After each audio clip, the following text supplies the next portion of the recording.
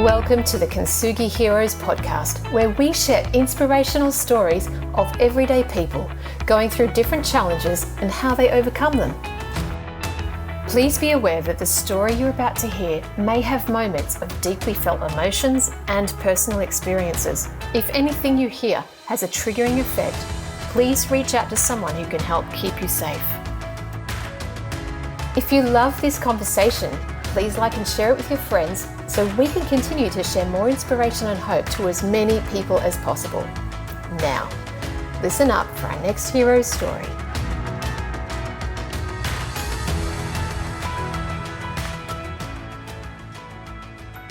And in this episode, I sat down and talked with Don Mathewson and heard his journey of overcoming massive physical challenges alongside a life of service to other people. Let me set the context. Don is actually a true champion. He's a masters track athlete who's been world champion on 3 occasions across different age groups. He's received 15 other medals. During his years of competing, he's completed World Masters Athletics Championships in Finland, USA, France, Brazil, Spain, and Australia. He also holds several Australian and state records across different distances. Not only that, and that's all for running, he also cycles with an early morning group 3 days a week and supports others with his volunteering.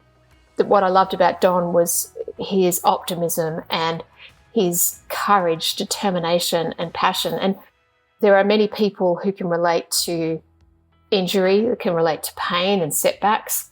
His is in the form of setting back on a physical level, as well as the other setbacks that life threw at him. Nothing was going to deter Don, and he's lived a life of grit and courage. He's an inspiration, and I finished the conversation feeling grateful and better as a person for having met him. I really hope you enjoyed this story with Don Mathewson. Hello, and welcome to another episode of the Kintsugi Heroes podcast. I'm your host, Aveline Clark, and I'm here today with Don Mathewson. Don, how are you today? I'm very well, Aveline, and I'm looking forward to chatting with you today. Likewise, very, very grateful to have you here on the show and having another Kintsugi hero with me. So let's get into this because this is about you, of course, not about me. And I'm really looking forward to hearing your story and can you take us back to the beginning maybe and where you'd like to start? Well, Aveline, I hope I'm not here under false pretenses because I don't feel like a hero, but I do feel like a broken pot sometimes. Look, I'm a Queenslander, don't hold that against me, and my early years growing up were not too flash, really. My mum died when I was 12. I don't have many memories of my mum, hardly at all, and my dad remarried, and unfortunately I didn't get on with my stepmother very much. So on a whim, the Royal Australian Navy had a new scheme where you could join the Navy as a boy between 15 and a half and 16. And on a whim, I did do that. I joined the Royal Australian Navy. This couldn't happen these days because that would be termed a boy soldier. So the United Nations wouldn't allow young people under 18 to join the Defence Force. Look, I stayed 21 years in the Navy and progressed through the ranks. I was very serious. Young man and boy in the Navy, and I wanted to do well, and I did do well, and at the age of 24 I passed all my education exams and went to England for 2.5 years training with the Royal Navy to become a naval officer. Subsequent to that I served in a number of ships and establishments, and then another year back in England at the Royal Military College of Science doing a master's level course. And during my naval career, there was one point when I had a deep and sort of quite prolonged period of depression, which made me unfit for sea service for a couple of years. And at that stage, I thought my career was over, and I was getting help and medication. But I came through that, and my career reignited, and it didn't hold me back at all. And I was given accelerated promotion to Lieutenant Commander and served in major warships after that time. And now after 21 years in the Navy, I was still young, 36. I thought I was old, though. I thought, gee, my life is over. I'm 37, 36, 37. I decided to leave. And one of the reasons for that was that we had a disabled child, and it was probably better for him to have a stable home life. And maybe that wasn't true at the, but I felt like that was the case then. And following my naval career, I worked with World Vision, which is an international overseas aid and development organisation, and I started off as the state manager in New South Wales. And in the last 6 years there, I was the field director for the whole of the South Pacific region, which was absolutely fantastic fun. I would travel to villages in Papua New Guinea, Solomon Islands, Fiji, Vanuatu, Tonga, and I was the director, and it was just a really good thing for me to do. And it picked up on my value set of wanting to help others. Now, I didn't know that so much at the time. I wasn't really into core values much, but I sort of, that's what seemed to be driving me there. And after 13 years there, I joined a major human resources organisation which was listed on the stock exchange, and I was a senior manager there and then senior executive coach. And it's only recently that I left that. So I work well beyond what might be considered the normal time for working. And I said that in my departing speech. Thank you for allowing me to work well beyond what might be considered normal. Now, I never mentioned my age, Eveline, so I won't. That'll just be some people will have to guess. But I was well beyond what might be considered the normal age for leaving. Now, it was very important to me to have purpose in my life, so vital. And I loved going to work as a senior executive coach.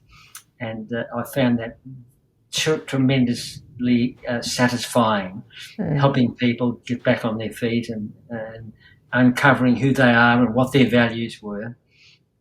One of my favourite sayings was, "You take my advice, I'm not using it." But actually, I didn't give much advice. I listened and journeyed with people.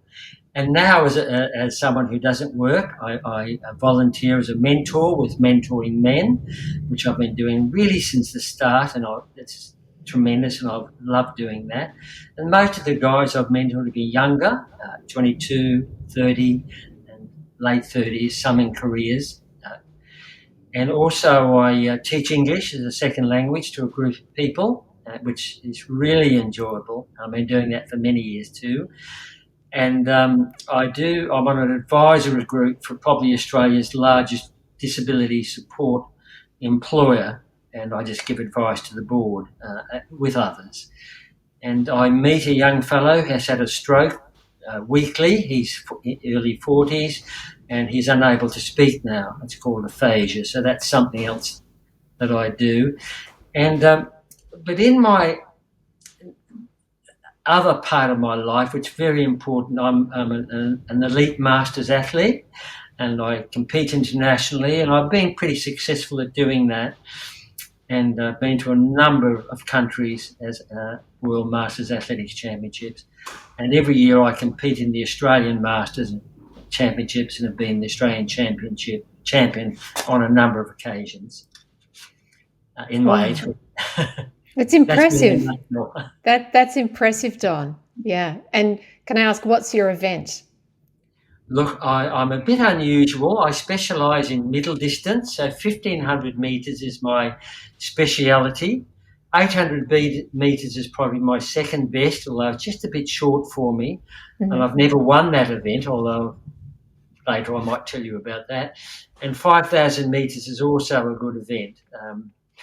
That I've never won in the World Championships, but won many times and other times. But I also run 10 kilometres, 10K on the track, and at the World Championships, they're over 10 days, so there are heats, and I do all of those events that I've mentioned. And then on the last day, I run the half marathon. Man, I feel like, yeah, I'm in the presence of someone who's just living such a fulfilled life, which is really a beautiful thing to witness and to be. Thank you for saying that. It doesn't always feel like that in truth, but it's nice that you've said something like that.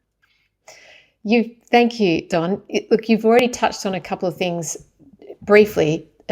First of all, having a bout of depression whilst you're in the Navy, and being a parent of a disabled son or child. Sorry, I don't know the gender. Yes, that's right.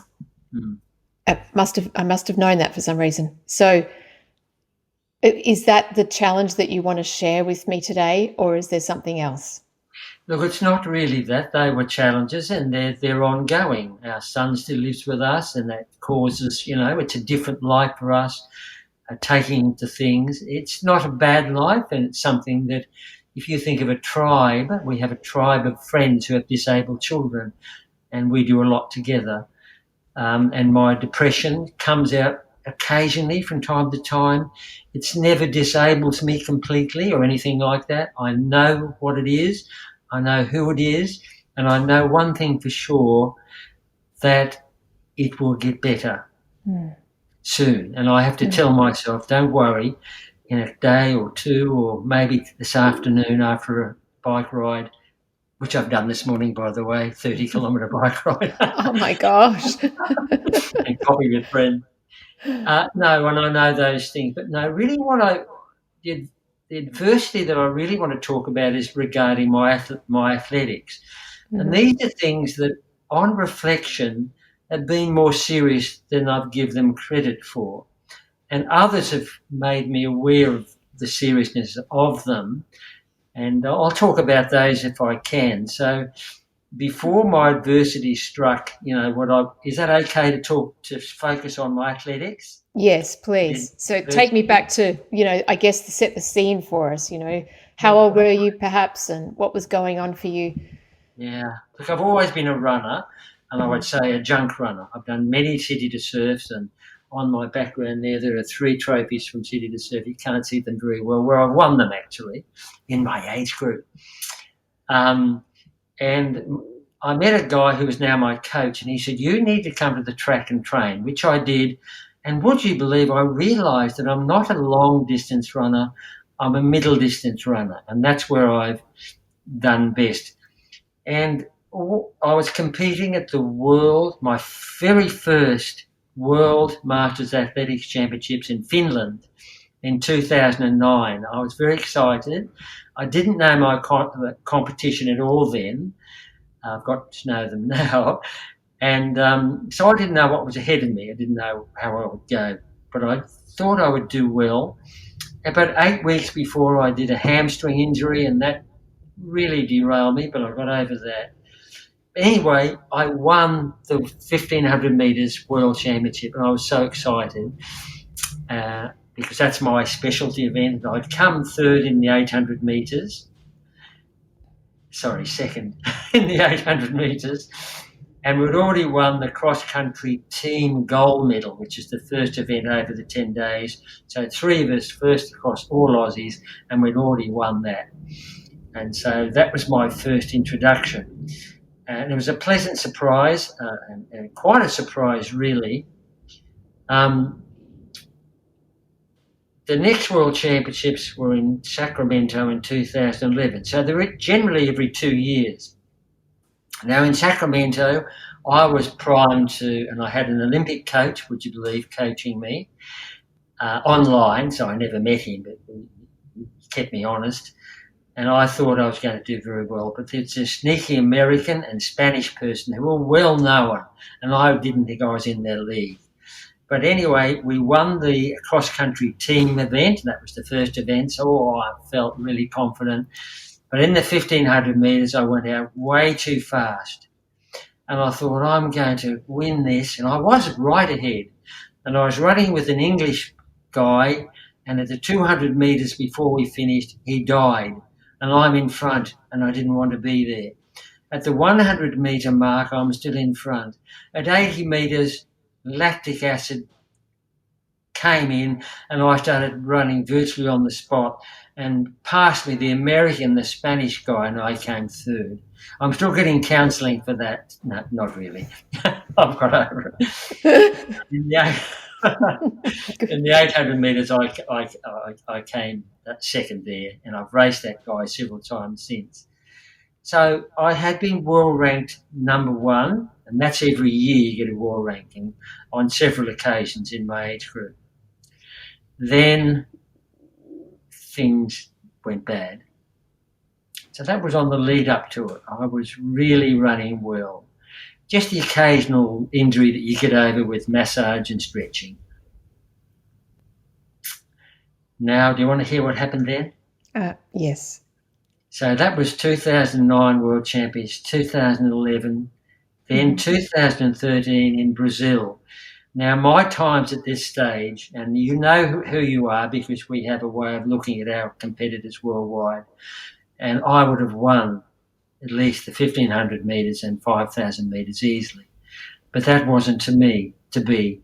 3 months before the World Championships, I was doing some push-ups, and I always have this saying, if you want to be the best, do one more.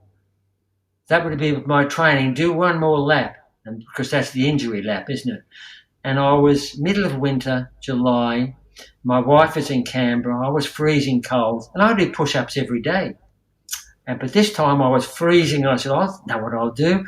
I'll do a lot of push-ups. So I jumped down on the bed and did push-up, push-up, push-up. And I was straining, and I said, I'll do one more. I got into bed, and my head started pounding with enormous pain, and I knew this wasn't normal. I couldn't take any painkillers because I couldn't get my head back. And I started feeling really bad. And my son, who's disabled, was here with me, and I said, Cam, I'm in a lot of pain. I was screaming. I rang my wife in Canberra because I couldn't problem solve. She rang my daughter rang the ambulance, and 20 minutes later, Cameron's guiding the ambulance in, and they came in, and I'm in so much pain. And they said, what's your name? And I just was groaning and screaming. And they said, what's your name, mate? And Cameron said, his name's Don. And the ambulance guy said, no, we want him to answer, because they wanted to know whether I could say my name. Mm. And what had happened was I had a brain hemorrhage. I didn't know that then. And most people die before they get to hospital with a brain hemorrhage. Depends on how bad it is. And as soon as I got in the ambulance, they gave me this wonderful painkillers, and within 15 minutes, I'm feeling really good and chatting. So that's what happened. And I went into ICU. I had this wonderful neurosurgeon who was actually an ex-naval surgeon. So we got on really well. He was probably in his early 40s. And we talked about he knew people and I knew people. And he came in and he said, look, Don, we've done every scan we can and we can't find the source of the bleeding. Now, this could mean you could die any second while I'm talking to you, or it could mean you're going to be okay and we don't need to operate. He said, and that's the situation. You're going to be fine. So after 7 weeks, extreme pain, walking in pain, I had my meeting with him, and he said, Don, you now return to normal life after 7 weeks. And he said, but I said, I want to be running in Brazil in the World Championships, which was about 7 weeks after that. He said, of course you can, and you can train as hard as you like because you're not in any danger of having another brain hemorrhage. There's nothing wrong. We've done many scans, and so that's nothing you should worry about. It's just one of those things that happen. So I did, but I was nervous and I trained hard as I could with 7 weeks to go. And he said, but Don, don't have any high expectations. You've had a major and serious illness, and it's taken it out of you, but you can run, and I did. And I came 7th, I think, in the 5,000 metres. People were lapping me, which was very embarrassing. That's never happened before. And I did 10,000 metres. And I wrote him a healing report and told him how I went, and he was absolutely amazed and happy. Mm. And my coach and many of my athletic friends, when I was in Brazil on the start lines, they said, Don, I'm getting... Yeah. For some reason, it's brought up some emotions. But they said to me, you're on the starting line, and that's the major achievement. You're here with us. And that was my lesson to learn from that. It wasn't that I had to win. I wanted to win. But I couldn't. It was just impossible. So that was event number 1. Wow. Did you have any fear? I'd love to know, Don, did you have any fear as you stood on the start line? No, I didn't. But what I was afraid of when I started training, because I had a friend who'd had a very similar subarachnoid brain hemorrhage. Now, because it wasn't a stroke or anything, it was just a burst blood vessel or something, and it wasn't really attributable to the push-ups. It's just one of those things. Right. And he had a really bad time with it. He said it took him months and months to get back.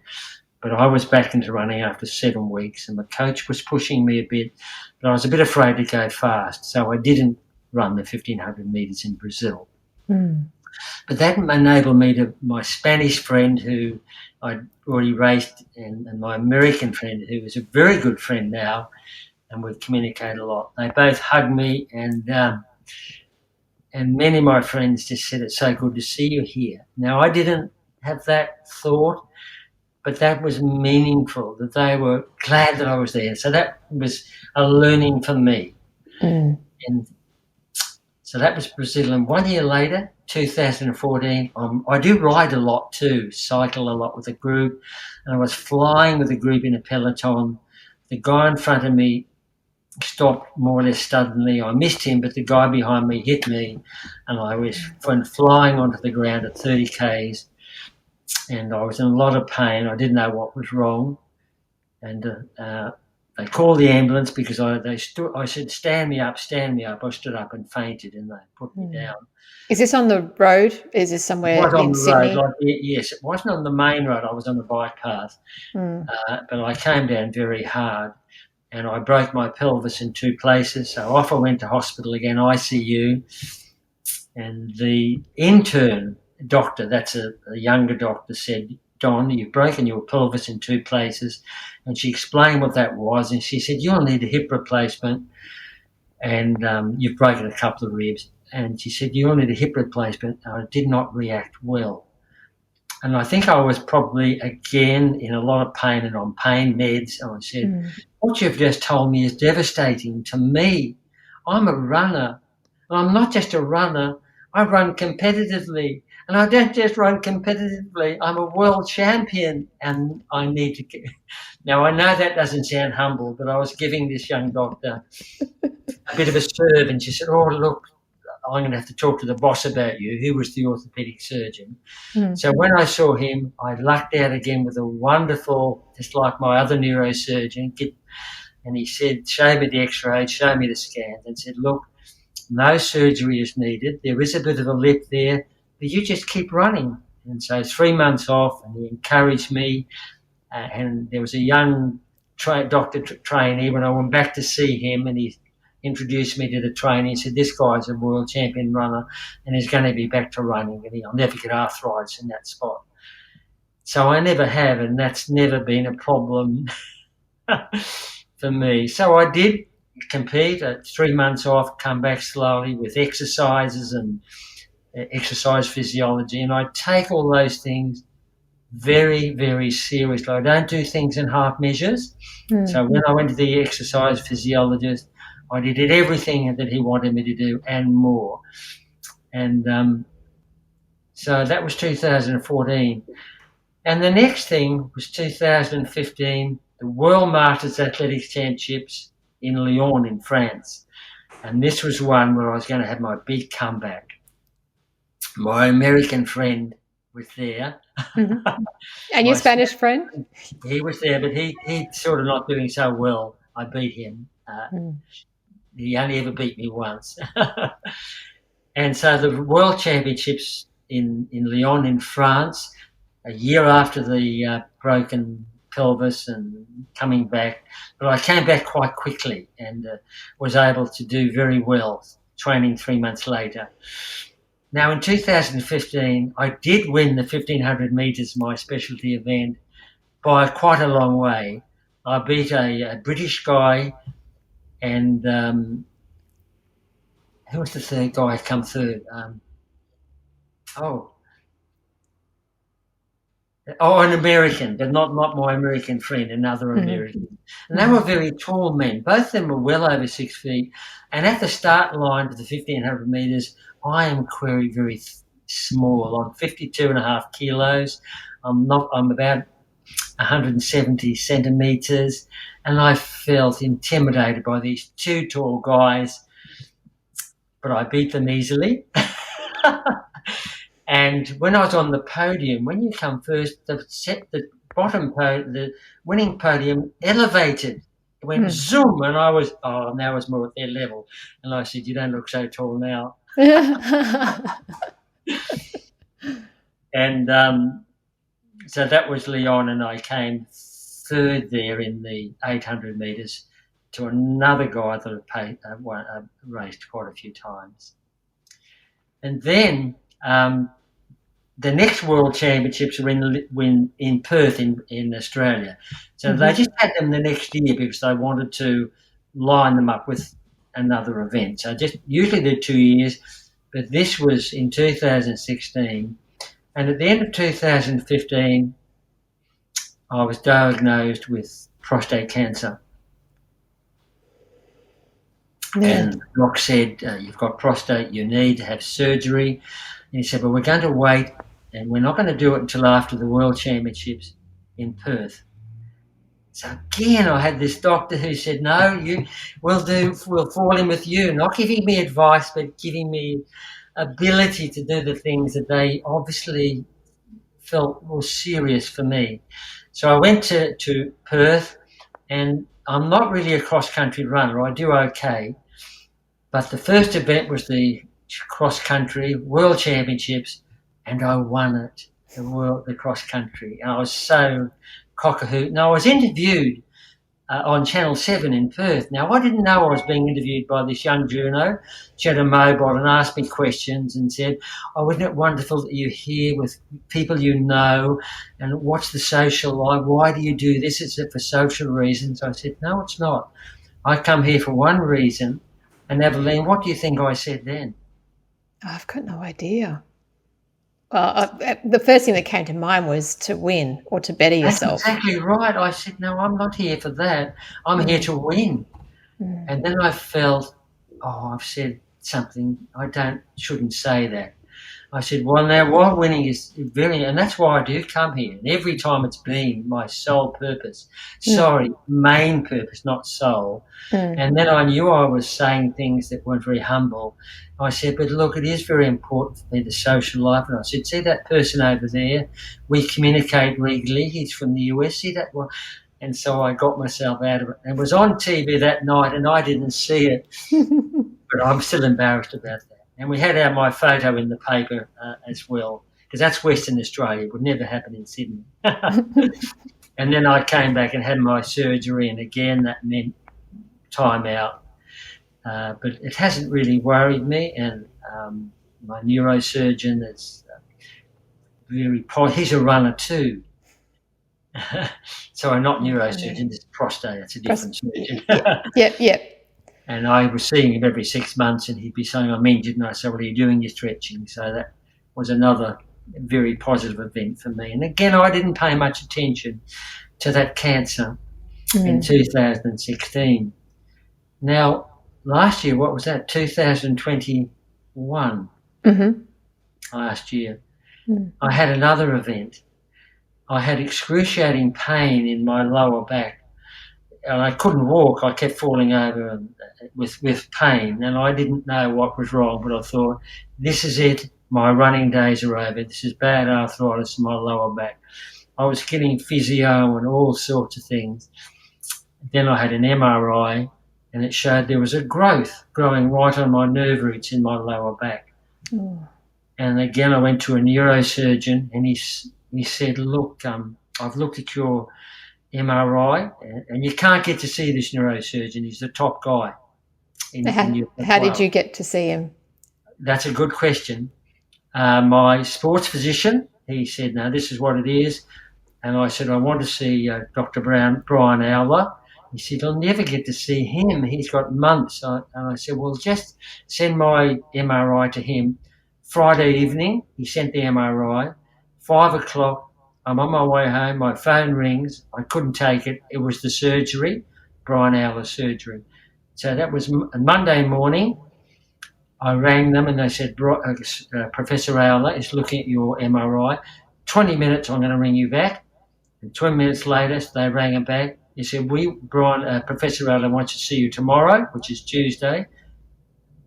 So just a few days after him seeing it, I went into him on Tuesday, and he showed me the damage that my nerve roots and the nerves. He said, your nerves are not working. I had numb feet. And he said, he just asked me a couple of questions about bowel movements and go to the toilet. He said, okay, because the nerves, sometimes you can die because you don't feel that you will need to go to the loo.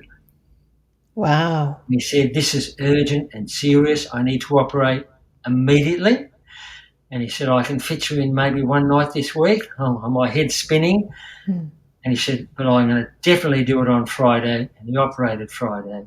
Took out this growth, which was benign, big growth. It had been there for a long time, and I was living with the pain for quite a while. And that night, I wanted to go to the loo, and the nurse came in. I said, I need to. She said, well, I'll help you. I stood up, and there was no pain. I said, no, I'm okay. She said, well, hang on tight to everything, when I went in. The next morning, I got up, and I'm walking around the corridors, pain-free after 8 months of pain. So that was probably the worst of all the things, but they all happened quite quickly. And so the next day, the surgeon came in, and he said, do a heel lift. Now, a heel lift is where you stand on your toes, because I couldn't do that when I saw him a week before. He said, that's good. And how's your bowel movements and all that? That's good. He said, you're fine, Don. You go home today. And I said, Professor Al, can I give you some feedback? He said, yes. I said, to you, this is common practice. You do this a lot. To me, this is a miracle. I can walk pain-free and run. He said, you'll get back to running. And I said, look, if I lived in Bangladesh, Nepal, India, he said, you would be a cripple. And I said, aren't we lucky to have this health system? Wow. It's reliving the experience. Yeah. More dramatic than I ever give it credit for. I just washes away. But they must have had deep meaning for me, because if I'm reliving it now, it's emotional. Anyway, he was another good doc, because I saw him, I think, after 6 weeks, and he said, get back running, but take it easy. And he said, oh, no, I'm wasting my breath telling you that. But anyway, and I have come back after that. It was a slow and painful comeback. And the Australian Championships were on in March this year, and I won the 5 events that I did quite easily. So all the events, I suppose. There's not just one. I think if I counted them, there might have been 5, but I'm not sure. But they all happened sort of one after the other. And I think I might have mentioned to you, I have a running friend who's a physician, and I was just chatting to him. I don't see him a lot. He's a well-known runner himself. As a young man, he was Australian Championship, and he was with his son, I think, and he said, we call you the Man of Steel. And I had never... They talk about me behind my back, and I don't know that. And I know that people say, oh, he's a world champion, and I don't want to know about that. To me, it's a bit embarrassing. But he said, we call you. You've had all... And that struck me, because I hadn't put all these things together like I have for you today. And he said, whatever happens to you, get over it, and you always come back. Clearly. Yes. Wow. I'm just sitting here, my head's spinning a little bit, Don, just processing what you've shared. What was the hardest thing for you to deal with through those injuries and those events? Look, I think the thought was, it wasn't the pain, or when the pain was there, that was terrible, but I was able to overcome all those things. And I was lucky to have all of the medical advice I got from people who understood me, knew what my drivers were. I'm strongly motivated to do well. I got some feedback from a friend who knows a friend. I've never thought of this. And this friend said to me, your friends say you're It's very, very competitive. I said, oh, I didn't know that. Now, that may not seem that, but I didn't realise that. And another friend said to me, Don, he's a running friend, he said, there's two things about you. One thing is that you're very competitive. That's a good thing. He said, but there's a bad thing about you, and that is that you're very competitive. So my competitive can be like a two-edged sword. I'm glad I'm competitive, but I don't see myself as that wouldn't be a value I would put out there. I would never say that. But I've had to face the truth that I am, and I want to win. It's important for me to win. How relevant or important has it been for you to be that competitive person to get through these physical setbacks throughout your life and emotional setbacks? Well, I think what's happened, though, I have a lot of, and they're younger friends, really good athletes. One's an Ironman, and he's also one of my coaches. I've got two. And I run with a group of young triathlon trainees, and the youngest is 10, so they're 11, 12, 13, 14, 15, 16, and I train with them. And I do well. I don't last. I run with them. Some of them are young girls, younger, and there are one or two older people, but not many. And he is so positive to me, and he always wants me to, if I'm running, they say, look, there's a world champion. That's a guy who's competitive. Look at him. Now I'm 78. Oh, I've said it. Edit that out. But I never ever feel like that, and they all high five me. And this guy is my coach. He's in his 40s, and he said he went to the World Championships in Perth. I was there too, and he was running the cross country, and he was telling all these young people, this was only a week ago, or a couple of weeks ago, because I've just finished with COVID, by the way. And we were talking and chatting with the young ones, because seven of his young people had qualified for the Australian cross-country championships in Adelaide, and they were going. It's a big deal. And he said, mindset, you've got to have the mindset to win. And I'm thinking, oh. Anyway, he said, I didn't have the mindset. And I said, Shannon, do you mind if I say something? He said, of course, Don. I said, you know that I was in that World Championships too, don't you? And in my age group, I won. I was World Championship. And I was keen to win, and I knew I was going to win from the beginning because it was a flat course. I don't run well up hills. And that sparked an amazing response from all these young guys. They said, we're all high-fiving me, fantastic. And I thought, what? I didn't realise. And so, again, this might not sound too humble, but I didn't mean for that response. But they feel inspired by having me there. Now, I'm not there for that reason. I'm there for me. It's lovely and joyful for me to run with those young guys. And I do that every week. And but that coach, he to him to have me there is like an inspiration. And he always wants me to run with the young ones. It's beautiful. How important has it been for you throughout the journey to have someone or something to believe in to get through those difficult times? Look, I think I believe in myself. I have an attitude, and again, I don't dwell on this, but I just have to say it, I suppose, that my attitude is one that I can get through this. It's not good now. But as through the process, I know, and really from experience, that life is hard. You don't know what's around the corner. That's one of my big learnings. I can feel like Superman sometimes, but the learning for me is I am not Superman. The things can happen, they can happen to me tomorrow. But I'm not wanting it to happen. I'm not thinking it's going to happen. At some deeper level, maybe I overtrain and I know that I can overdo it. But it's having that mental attitude that life is fragile. You don't know what's ahead. And to have an attitude that's more positive. And I think you know my story about aging.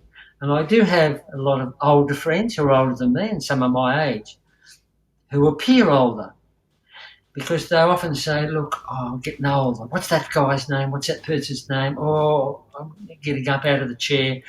And I have a reputation. It's not always a good one, but I will never tell people my age.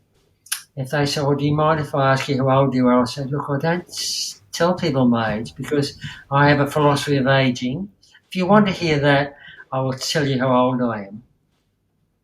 And you know that don't focus on your age at all. Just live life for the moment. The sun's shining, you're running, your friendships, the coffee. And that's what's important.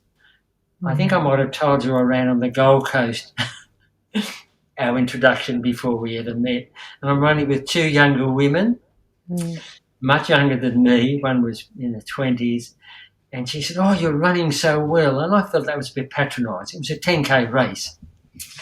But I didn't. I said, okay, well, good, thank you. And another younger person who I raced with the whole race. Now, at the end, during the race, this other younger woman, I passed her, and she came up to me and said, oh, you're running so well. Can I ask you how old you are? And I said, look, it's my birthday. It was my birthday the day before, a bit of a lie. And I said, but I'm 78. And she said, oh, I hope I'm going to run like you when I'm your age. So at the end of the race, she came up to me and was so embarrassed and said, look, I'm so sorry. I didn't mean to say that. I said, that's all right. And she said, what I meant was you're running so well, but she couldn't dig herself out of the hole. And the other woman came up to me and she said exactly the same thing. We didn't speak during the race. She said, do you mind if I ask you how old you are? And I said the same thing. And she said, oh, that's so amazing. And she took a selfie. So and whenever I say that to anybody, and I do say that in any place, whether I'm buying shoes or running shoes or whatever, and my wife just disappears out of the shop. So it's a mental attitude. I realise I'm fragile and things can happen, but I don't really want to dwell on it too much. But in my dark days of injury, those events, that's when the depression comes out again. It's when I feel that life is hopeless, I'll never be able to do it again. And what I've learned is those times pass, and it's like the depression, that passes. I'm a human. Usually I'm very good humoured. I'm known for that. I don't tell jokes, but I try to make light of things. Well, that's how you come across to me, and everything that you've shared has just been full of joy and light, despite the setbacks that you've had. What strikes me, Don, is that you have this incredible mind, this purity of mind, strength of mind to really hold fast what's right for you, and you don't seem to allow others to permeate or change what you believe. And that comes, I think that's reflected by your competitiveness. In other words, you have this strong belief internally. Your internal nature is just so strong and concrete. And like you've said, you're human too. And yes, you have moments where you have to accept that you're not Superman.